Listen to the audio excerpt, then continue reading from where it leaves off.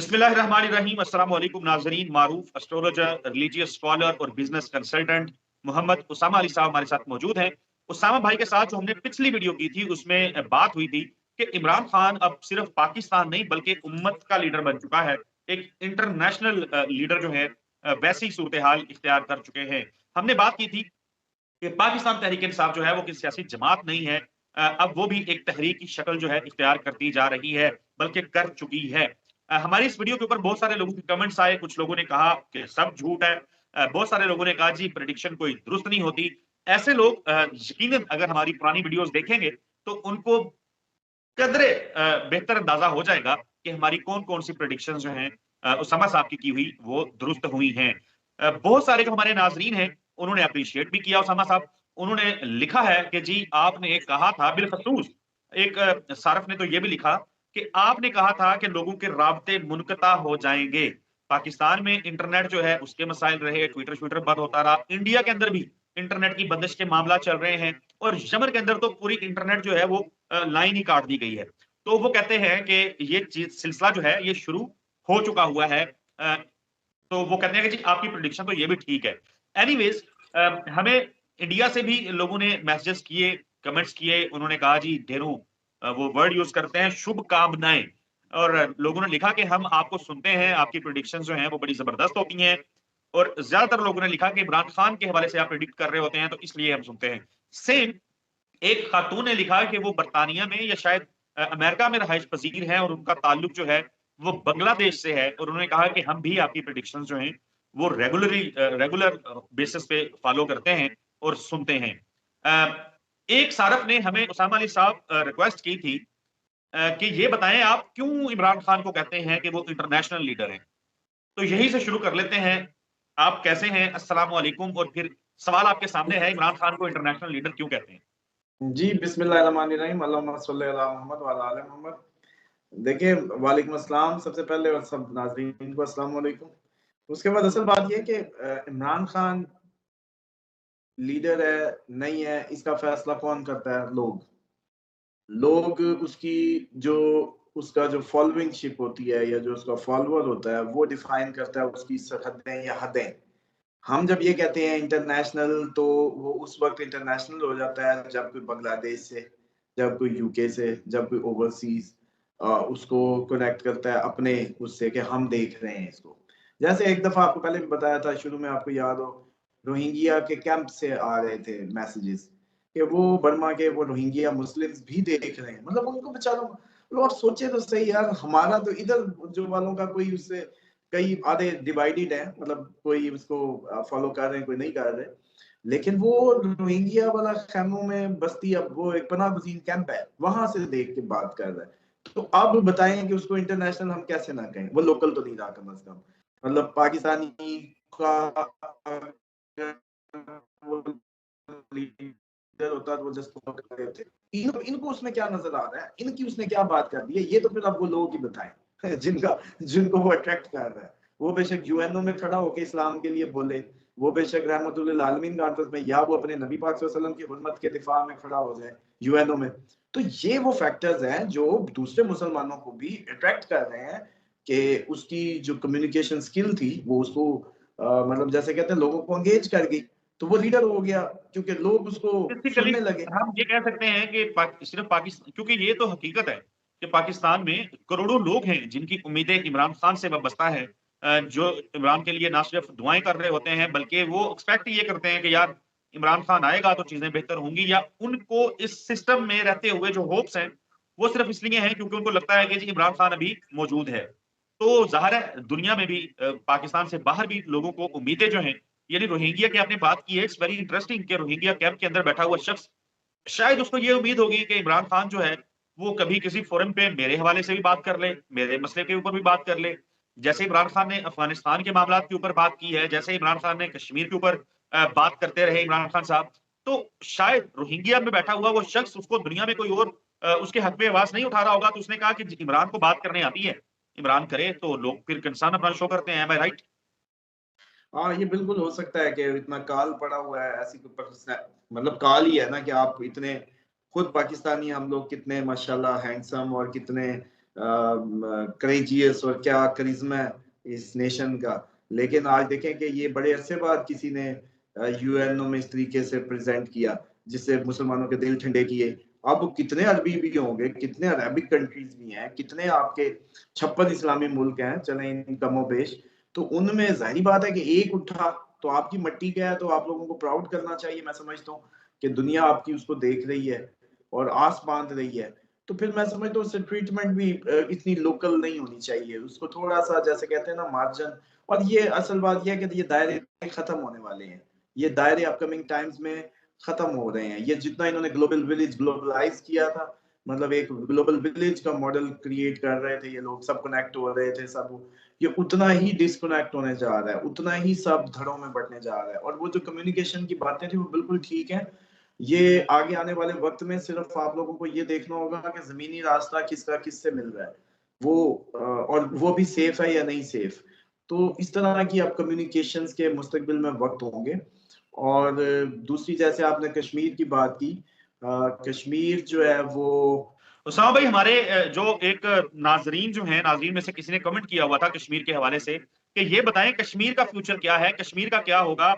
इमरान खान का कश्मीर के ऊपर स्टैंड था, लोग उनको कश्मीर फरोश भी कहते हैं। अच्छा, इमरान ने जो स्टांस लिया अक़वाम मुत्तहिदा में या पाकिस्तान में रहते हुए कश्मीर के ऊपर, वो किसी से ढका छुपा नहीं हुआ। मोदी ने पाकिस्तान का विजिट करना था और शाह महमूद कुरैशी और इमरान खान ने स्टैंड लिया कि नहीं भाई, कश्मीर का मसला है, ऐसे विजिट नहीं हो सकता। तो जरा नाज़रीन के लिए बताएं कि कश्मीर के स्टांस के ऊपर पाकिस्तान जो है वो कितना कामयाब होगा, या कश्मीरी जो हैं वो खुद अपनी इस जंग में कितने कामयाब होने के चांसेस हैं। देखिए कश्मीर जो है ना, पाकिस्तान के खारजी ताल्लुकात तो टोटली बदलने जा रहे हैं। हम खारजी तौर पे टोटल डिफरेंट बिहेव करने जा रहे हैं, ऐसा बिहेव पहले माजी में हमने नहीं देखा। और अगर इस बात को मद्देनजर रखें तो शायद कश्मीर के इशू में भी हम अपना टर्न अराउंड हो जाएंगे, क्योंकि ये कब मुशर्रफ साहब ने इसकी बुनियाद रखी थी और ये लाइन में ये जो बाढ़ भी लग गई और बड़ा कुछ हो गया। और इसको हमने जैसे कहते हैं ना कि हमने वो बाढ़ लगा के पहले इसको उनको दे दिया, उसके बाद ये जो भी सारे मामला हुए। अब नवाज शरीफ साहब के टाइम पे इसके क्रेडिट लेने की गेम थी कि उधर तुम इधर हम, काइंड ऑफ वो इसीलिए उतरे थे। और इमरान खान ने उसी बात को पकड़ लिया और फिर इसने भी कुछ बल्ली का बकरा बन गया।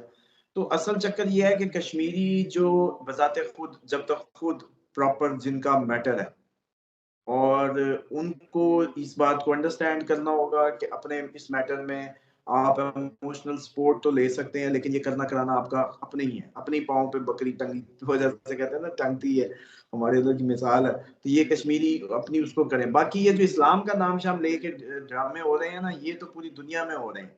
संख्य आंक में जो मुसलमानों के साथ दाढ़ी नहीं रख सकते, वहां आज तक किसी इस्लामी मुल्क की आवाज सुनी हो? क्योंकि चाइना है, मतलब उसने बर्दाश्त ही नहीं करना, इसलिए आप बोले नहीं। ये अमेरिका पे जो आप लोग इतना बोल लेते हैं ना, ये बुरा है। अच्छा जितना भी अमेरिका, लेकिन बोलने देता है। चाइना तो बोलने भी नहीं देगा, और आप आज तक बोल भी नहीं सके, आपका मीडिया नहीं बोल सका। तो कश्मीरी मुसलमानों का मैटर, जब हम इस्लाम की बात करते हैं ना, तो पंजाब का सिख भी हमारा मसला है, इंडियन हिंदू दलित भी हमारा मसला है।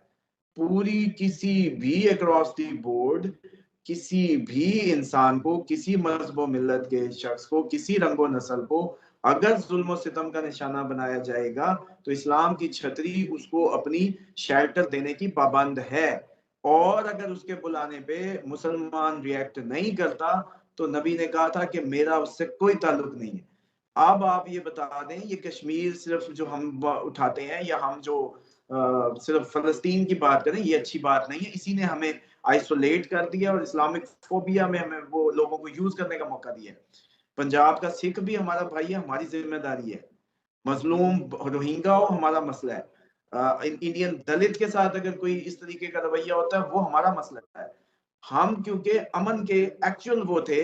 और ये आज नाजरीन को मैं समझता हूँ कि जब कश्मीर और इंडियन लोग सुन रहे हैं, अच्छा है कोई इस्लाम का मौलवी मुफ्ती के पास जाके कहो कि चींटी मारने का फतवा दे दे, आपको लिख के दे कि चींटी मार दो, मेरा ऐसी दिल किया मैं चींटी मार दूं, तो फिर आपको पता चलेगा कि इस्लाम क्या है, इस्लाम कितना सलामती का जामिन है। इनसे कहो कि मैं चिड़िया पकड़ के ऐसी मतलब कैद करके शौकिया मतलब उसको करके कैद में डाल दूं और उसे खेलूं, फतवा दो लिख के, फिर पता चलेगा इस्लाम क्या है। इस्लाम की असल शख्सियत जो असल तशख़्ख़ुस तो आया ही नहीं नजर। जिस वजह से हम इतने आइसोलेटेड हो गए पूरी दुनिया में कि आज 56 इस्लामी मुल्क हैं, और साउथ अफ्रीका चाहे इसराइल को के खिलाफ इंटरनेशनल कोर्ट ऑफ जस्टिस में, तो किधर इस्लाम? इस्लाम का कोई वजूद नहीं है। ड्रामेबाजियां जितनी भी करवा लो, कश्मीरी भी अपने धोखे में ना रहे, ये मुसलमान भाई, और ये इसकी बुनियाद आपको पता है, ये पश्तून उतरे, इन्होंने उधर कश्मीर में खून रेजी शुरू की, उस खून रेजी के नतीजे में रिएक्शन पंजाब में आया, मुसलमान अहमदाबाद का और फिरोजपुर जिले का कटा, उसके रिएक्शन में फिर आपके जो दूसरी ये साइड्स थी, सिख जो थे इधर मिड ऑफ पंजाब जो है आपका इधर का, ये झंग साइड से आगे, उनके लिए मसाइल शिकार हुए, वो उन पे हमले शुरू हुए, पूरा खिता अनरेस्ट में चला गया, और उसकी बुनियाद था कश्मीर अटैक। और वो भी हमारे उस वक्त के ये जो पहाड़ी साइड से पश्तून उतरे, सॉरी टू से हिस्ट्री हिस्ट्री है, वो अब भी ना बताई ना कौमों को तो ये बहुत देर हो जाएगी। उसके नतीजे में फिरोजपुर ने भुगता, उसके नतीजे में अहमदाबाद ने भुगता, आज तक भुगत रहे हैं, और आज तक कश्मीर इशू है। वरना जिधर अक्सरियत थी सारा कुछ सेटल हो रहा था, ये ना उतरते, ना कश्मीर की आग लगती, ना बहाना अहमदाबाद अलहदा होता ना। उसामा भाई, आपको पता है हैदराबाद अहमदाबाद जैसे बांग्लादेश आपकी कोई बॉर्डर तो नहीं मिला हुआ था, पतली साइड थी, ये भी आपके ही पार्ट होने थे। आज तक कभी किसी ने कश्मीर कश्मीर करते फिरोजपुर की बात की है कि हमारा ही था? कभी इस पे बात हुई? क्योंकि गलत का अंजाम गलत, जिसकी बुनियाद गलत, हमने आज तक उस गलती को मानना ही नहीं कि गलती हो वीडियो गई थी, उसामा ये भाई, ब्लड देखिए शेड वीडियो गलत हो पूरी गई। हो रही है, मैं एक चीज ऐड कर दूं, आपने बड़ा जबरदस्त जुमला बोला, गलत का अंजाम गलत होता है। आज 27 फरवरी है, 26 फरवरी पास में हम चले जाएं खान साहब के दौर में, तो वो दिन 26 फरवरी का था जब भारत से रात 3:30 बजे के करीब पाकिस्तान की जो सरहदें हैं उसकी दरअंदाजी की गई थी, और भारतीय फजाइया के कुछ जहाज जो है वो पाकिस्तान की सरहद में दाखिल हुए थे। ऑपरेशन बंदर गालबन उसका नाम था, ऑपरेशन बंदर करने के लिए आए थे, और फिर अपने पे लोड गिराते हुए बगैर कोई नुकसान किए, नुकसान तो किया, एक कौवा जो है मारा गया, और कुछ दरख्त हमारे उन्होंने तबाह किए थे। वो करने के बाद यहाँ से भाग खड़े हुए थे। आज जो दिन है 27 फरवरी का, फिर 27 फरवरी को पाकिस्तान ने एक सरप्राइज दिया था। सरप्राइज डे पाकिस्तान यकीनन आज मना रहा है। उस वक़्त इमरान खान ने कहा था कि पाकिस्तान रिटेलिएट करने का सोचेगा नहीं, पाकिस्तान रिटेलिएट करेगा। फिर पाकिस्तान ने रिटेलिएट किया, और वो रिटेलिएशन जो है वो सारी दुनिया ने देखी। उस वक़्त के DGISPR major general Asif Ghafoor का वो फ़िक्रा आज भी लोगों के खून गरमा देता है, जिसमें उन्होंने कहा था कि हम आपको सरप्राइज़ देंगे, अपनी मर्ज़ी की जगह पे आपको हमला करके सरप्राइज़ देंगे, और फिर वो पाकिस्तान ने जिस तरह किया, अभिनंदन को भी पाकिस्तान ने पकड़ा, पूरी दुनिया में भारत की जंग हसाई हुई। मैं ये सवाल करना चाह रहा हूँ, सवाल कोई नहीं है, मैं सिर्फ चाह रहा हूँ कि आप इस दिन के ऊपर कमेंट करें, उसके बाद हम क्लोजिंग की तरफ जाते हैं। देखिए ये जो सरप्राइज और ये इतने जो चैलेंज इन सब ने दिए हैं ना, वो हमारी एयरफोर्स की वजह से दिए हैं, और एयरफोर्स हमारी दुनिया की, मैं क्या समझता हूँ कि टॉप 5 में है। असल बात तो ये है कि अब तक जो हमारा अपना अमली स्टैंड था इन सारी चीजों को लेके, उसमें देखे ये क्या जरूरी है कि हम, दुनिया तरक्की कर रही है, इकोनॉमिक साइड पे जा रही है, और आज भी हम उसी उसी नफरतों को, जिस नफरत को इस्लाम कम अज कम प्रमोट नहीं करता, जिस नफरत को ये, बल्कि ये जो लोग थे उस वक्त भी ये जो बात करते थे कि पाकिस्तान सूबा बनने जा रहा था, ये तो घोड़े की चाल थी कि इसको मुल्क बना दिया गया। ये एक्चुअल जब इनकी डिमांड की बुनियादी शर्त शुरू हुई थी, आज जैसे इंडिया में सारे सूबे अपनी रंग नस्ल की बुनियाद पे आजाद अपनी हुकूमत बनाते हैं फेडरेशन एक के तहत, लेकिन अंदर उनके अपने लोकल कवानीन है, पुलिस की वर्दियां अपनी, अपने मामला, अपनी कहानियां सब अपनी, लेकिन एक बड़ी इकोनॉमी का वो समझ लें कि वो है।